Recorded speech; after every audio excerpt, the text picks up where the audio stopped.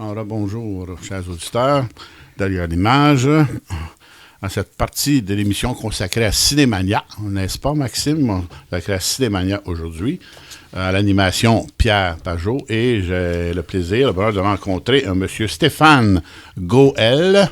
G-O-E-L, c'est breton. Ah, tu l'es? Oui, c'est breton d'origine. Et ça se prononce Goël comme Noël, mais avec, avec un G. Mais c'est breton d'origine. Je suis suisse maintenant. Ça fait plusieurs générations, mais à la base, effectivement, Goël, c'est breton. Vous savez qu'il y a un grand nombre de Québécois qui sont en fait des descendants, il y a 400 ans, de Bretons aussi. Là. Nous partageons une lignée commune. Oui, je me sens à la maison. Ah, c'est vrai, ça fait plaisir. De retour à la maison. Ça fait plaisir d'entendre ça, M. Stéphane. Et on ne l'a pas dit, je crois, le titre du film qui nous préoccupe, documentaire, se nomme « De la cuisine au Parlement ». Alors, vous pouvez deviner qu'un titre comme tel, qu'il s'agit de faire un peu le procès, la description des luttes menées par les femmes en Suisse pour l'égalité et comment la Suisse a tenté de progresser, d'évoluer de la cuisine au Parlement. Le titre, c'est à peu près ça là, que ça visait, oui? Oui, c'est ça, c'est exactement ça. Parce que c'est avant tout la lutte des femmes suisses pour obtenir le droit de suffrage et d'éligibilité. La Suisse est l'un des derniers pays au monde à avoir accordé le droit de suffrage aux femmes. Au niveau fédéral, national, les femmes suisses ont obtenu le droit de vote en 1971, et dans certaines régions, certaines provinces de la Suisse, que nous on appelle Suisse primitive, la Suisse germanophone, elles n'ont obtenu le droit de vote qu'en 1991. Wow, oui. Ben écoutez, moi, je trouvais toujours que nous, au Québec, 1940, c'était aussi du retard, mais je vois que vous nous battez. Largement. Non, mais j'aime bien, vous avez lancé un mot germanophone, parce que dans votre film, il y a plusieurs choses. Bon, une des choses, c'est de voir comment, dans vos archives, dans les gens qui interviennent, la partie allemande, germanophone, joue un rôle important à plusieurs points de vue. Peut-être parfois c'est pour le retard, mais parfois il y a un témoignage d'une femme à la fin, j'ai pas noté son nom, habillée en noir, c'est très clairement ultra progressiste. Et c'est important d'intégrer aussi la lutte menée par, en tout cas, les retards et les progrès menés par la partie allemande. La Suisse vote. Pourquoi est-ce qu'on a pris tellement de temps à accorder le droit de suffrage aux femmes et d'autres questions d'égalité, comme le droit à l'avortement ou le droit à la retraite ou le droit à l'assurance maternité? C'est parce qu'en Suisse, on a ce système dit de votation populaire. Donc à chaque fois que vous voulez changer une loi ou la Constitution, vous pouvez faire un référendum, récolter des signatures par un système d'initiative populaire, vous récoltez 100 000 signatures et vous pouvez faire changer une modification de la Constitution, une nouvelle loi au niveau soit national, soit provincial, régional. Or, les hommes suisses ont dû voter à presque 100 reprises pour accorder aux femmes le droit de vote. Au niveau municipal, au niveau provincial et au niveau fédéral. Et il se trouve que dans les parties suisses allemandes, suisse alémanique, d'expression germanophone, ça a pris plus de temps que dans les régions francophones, mais aussi là, et c'est en ça que je reconnais un peu la différence qui existe au niveau du Québec, province catholique, par rapport aux autres provinces, parce que on disait qu'au Canada, les femmes avaient obtenu le droit de vote en 1918. En l'Ouest canadien, 1916, 1918. Alors qu'au Québec, en 1940. Les protestants étaient comme plus progressistes. Chez nous aussi, les cantons francophones protestants ont été les plus progressistes. Les femmes, au niveau régional, ont obtenu le droit de vote au début des années 60, et puis les cantons catholiques germanophones ont été les plus réactionnaires.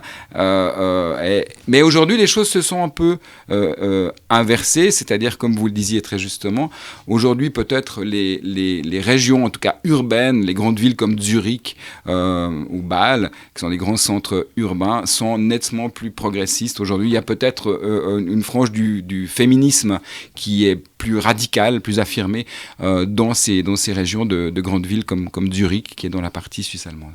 Oui, parce que votre film est en partie chronologique, là. Enfin, il n'est pas construit strictement, mais il y a... Et on voit très bien à la fin, lorsqu'on arrive à la fin, et on est dans les années 14 juin 2019, etc., ça rejoint aussi des luttes féministes assez radicales comme on connaît aussi au Québec. Et donc là, il y a comme un synchronisme, je dirais. Les femmes, j'ai l'impression qu'une femme du Québec, là, en 2023, va parler à une Suissesse et qu'ils vont être sur la même longueur d'onde, à peu près. Oui, les questions de genre, maintenant les questions de violence, les questions de harcèlement. Harcèlement sont très, comme très... le fameux MeToo qui avait fait... Exactement. Chez nous aussi, le féminisme aujourd'hui s'est mondialisé parce qu'on s'est débarrassé enfin pour nous, enfin en Suisse, de la question du droit de suffrage, puis après de la question du droit à l'assurance maternité, et puis de l'avortement a été autorisé en Suisse en 2002 uniquement. Aussi là, après 2002, en 2002, après 30 ans, là aussi 30 ans de lutte, de vote, l'assurance maternité n'a été accordée aux femmes qu'en 2005 en Suisse. Aussi là, après 60 ans de lutte et de nombreuses votations. Pourquoi ? Parce que le vote était détenu majoritairement par les hommes. Donc maintenant que finalement ces questions-là ont été résolues, même s'il faut toujours être vigilant parce qu'on n'est jamais à l'abri d'un backlash. Mais aujourd'hui, enfin, les mouvements féministes ont pu se mettre, on va dire, un peu au diapason, en accord avec les mouvements féministes internationaux pour lutter sur des questions plus contemporaines, effectivement, des questions de genre, de harcèlement, de violence. Bon, moi, je vous en ai sur un point, j'ai mentionné tantôt à Stéphane que lorsque j'ai reçu le Vimeo, je pensais avoir lu le nom Stéphanie, parce que je me suis dit un film. Et je peux juste aborder ça brièvement parce qu'à la fin, j'ai noté, il y a une phrase, c'est « Femme de mon pays ». Vous dites ça. Et c'est quoi, comme pour vous, le rapport que vous avez avec les femmes, pas en général, ou la lutte en général? Pourquoi vous en arrivez, vous, un homme, à faire ce film qui est totalement pro-égalité femmes? Alors en fait, c'est la deuxième version de ce film. J'avais déjà fait une première version de ce film il y a 10 ans, avant justement le fameux mouvement MeToo. En 2011, on célébrait le 40e anniversaire du droit de suffrage pour les femmes suisses. Et puis en 2011, c'était un anniversaire qui se passait dans une relative indifférence. C'est-à-dire que notamment les jeunes femmes en particulier, ne se mobilisaient pas, on se disait oui bon voilà, on a l'impression que c'était une lutte du passé, que c'était le temps ancien, tout ça. Et puis en 2021, pour le 50e anniversaire, là tout d'un coup tout avait changé, parce que MeToo était passé par là, parce que les questions, une nouvelle génération de jeunes militantes et militants, tout d'un coup revisitaient les questions des acquis du passé pour affronter les questions contemporaines. Et moi, en tant que boomer, j'ai 58 ans, je me souviens du moment où ma mère a pu aller voter pour la première fois. C'était une fête au village. Le jour où ma mère a pu aller, je viens d'un petit village en Suisse, et le jour où ma mère a pu aller voter pour la première fois, c'était un dimanche, jour d'élection, un dimanche. Et toutes les femmes du village se sont retrouvées pour aller voter ensemble et ont osé aller au bistrot du village. C'est un lieu exclusivement masculin. Nous aussi, on avait ça au Québec dans l'ancien temps. Exactement, les bistrots, c'était réservé aux hommes. Et là, les femmes du village étaient... Et moi, je me souviens, en tant qu'enfant, d'être là. Donc, j'ai un lien hyper... de cette espèce de souvenir.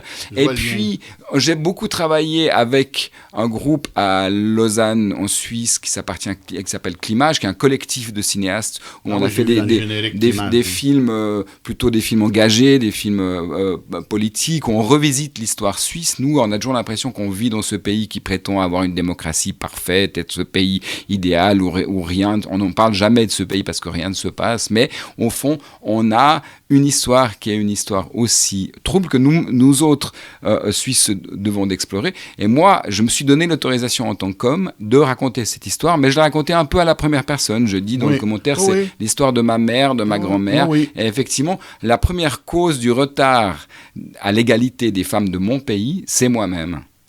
nous autres, les hommes. C'est nous, parce qu'on a voté systématiquement contre l'égalité. Dans votre film, je dois avouer que l'image des hommes, là, dès le début, une entrevue avec des gens là, qui... Ouais, nous, ça nous convient, c'est parfait. Madame rentre à la maison, elle fait sa popote et... Bon, maintenant, il me reste quelques minutes. Je veux absolument parler. Il y a un travail phénoménal d'archives de... Vous avez passé des mois pour trouver ça à la radio, à la télévision suisse, partout. Et aussi, une fois qu'on a dit ça, moi, ce qui m'a frappé, c'est l'art du raccord au cinéma. Hein, le cinéma, on le sait, les raccords peuvent être entre deux plans, entre deux scènes, entre deux grands segments. Et vraiment, certains, j'en avais noté quelques-uns, c'est assez habile et intéressant comment vous raccordez d'une archive à un élément actuel ou l'inverse, bien sûr. Donc, il y a eu un travail là, de montage là, lequel qui vous a occupé pas mal. C'est essentiellement un film de montage, c'est vrai. On a fait des entretiens avec quelques militantes. Il n'y a pas d'hommes qui s'expriment dans le film, ce sont que des militantes. Et puis c'est vrai on suit cette chose. Comme on a voté à une centaine de reprises sur le droit de vote pour les femmes, on a un matériel d'archives extraordinaire parce que chaque vote, chaque élection, il y a une campagne. Et quand il y a des campagnes, on produit des informations à la radio, puis après au cinéma, puis après à la télévision. Et donc tout ce matériel, on a comme une espèce de baromètre en Suisse de la relation de baromètre du machisme, je dirais, dans la relation de l'égalité. Et c'est vrai que, ceci dit, alors on a cette chance d'avoir ce matériel d'archives-là, et de l'avoir préservé, voilà, dans de bonnes conditions. Après, c'est vrai que c'est ce travail de comment est-ce qu'on raconte, comment est-ce qu'on construit une narration à partir de fragments qui ne nous appartiennent pas, qui ont été produits dans un autre contexte par d'autres personnes. Comment est-ce qu'on s'approprie ce matériel pour construire sa propre histoire? C'est un travail que j'apprécie particulièrement. En tout cas, ça rend le tout assez vivant, parce que, encore une fois, bien sûr, les archives, c'est toujours un peu... Bon, c'est le passé, puis on se dit... C'est assez lourd, mais c'est vraiment bien mené. Puis encore une fois, j'aime beaucoup, moi, qu'on y arrive, le 1er mars 1969, bon, etc. Moi, j'aime bien aussi, tout à coup, qu'on soit à 14 juin 61, le crève, etc. Donc, tu sais, 2005, c'est comme dans votre film, malgré tout, il y a, sans qu'il soit strictement chronologique, vous nous resituez. Moi, en tout cas, personnellement, c'est peut-être une déformation d'historien, mais j'aime bien qu'on puisse situer de telle sorte que, malgré tout, le portrait, au final, c'est qu'en Suisse, aujourd'hui, en 2023, la situation est absolument bien, là. Tout à fait, mais à nouveau, c'est vrai qu'il y a comme ce qui se passe aux États-Unis ou peut-être ici. Enfin voilà, les États-Unis, c'est inquiétant. Voilà, les États-Unis, c'est inquiétant, effectivement. L'avortement, enfin, la perte des acquis, elle est jamais loin. Donc on doit toujours être vigilant. Et c'est pour ça que ce film, dont j'avais fait une première version il y a 10 ans, qui était plus courte, j'en ai fait une seconde version 10 ans plus tard où j'ai rallongé, j'ai rajouté, j'ai transformé. Et j'aimerais bien me dire que peut-être dans 10 ans ou 20 ans, quelqu'un d'autre que moi ferait une nouvelle version de ce film pour continuer à avoir cette espèce de baromètre, de vigilance sur l'état de l'égalité, en continuant de recueillir et de travailler avec du matériel d'archives. Parce que ce film-là raconte une histoire qui se déroule sur un siècle. Les premières votes en Suisse pour l'égalité, c'est 1919. On a voté jusque dans les années 2000. Ensuite, on va continuer néanmoins à être vigilant et à documenter les questions d'égalité. Mais comme il est là, ce film est un témoignage fort, pertinent et juste, encore une fois, je dirais même pour remobiliser effectivement les jeunes femmes qui pensent peut-être que le féminisme n'est plus à l'ordre du jour. Bon, on fait signe, Maxime, c'est le temps que nous avions Stéphane. J'étais en compagnie de M. Stéphane Goel, qui a fait un documentaire, encore une fois, qui s'appelle « De la cuisine au Parlement », que vous pouvez voir dans le cadre de Cinémania et qui pourra vous motiver aussi dans vos luttes pour l'égalité. Restons vigilants. Merci, Stéphane. Merci.